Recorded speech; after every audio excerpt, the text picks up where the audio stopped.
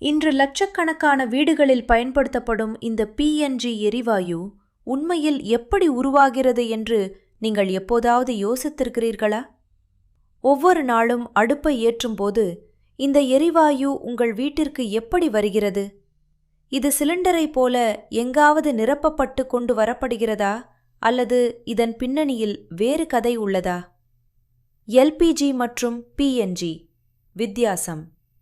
LPG மற்றும் பிஎன்ஜிக்கு இடையிலான மிகப்பெரிய வித்தியாசம் அதன் அடர்த்தி. பிஎன்ஜி அதாவது இயற்கை எரிவாயு காற்றை விட லேசானது. ஒருவேளையை கசிவு ஏற்பட்டால் அது மேல் நோக்கி பறந்துவிடும். ஆனால் எல்பிஜி காற்றை விட கனமானது.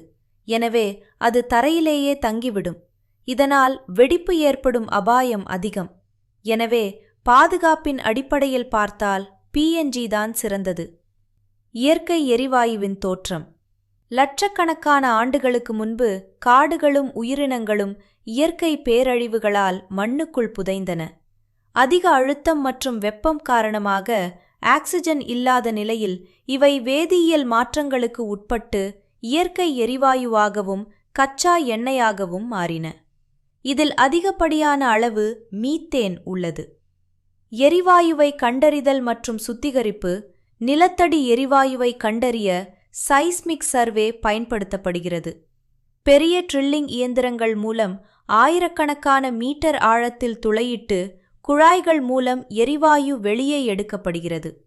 நேரடியாக கிடைக்கும் இந்த எரிவாயுவை அப்படியே பயன்படுத்த முடியாது. இதில் உள்ள நீர், ஆவி மற்றும் கார்பன் டை ஆக்சைடு போன்ற அசுத்தங்கள் சுத்திகரிப்பு நிலையத்தில் ப்ராசஸிங் பிளான்ட் நீக்கப்படுகின்றன. வீடுகளுக்கு விநியோகம். இந்த எரிவாயுவை அதிக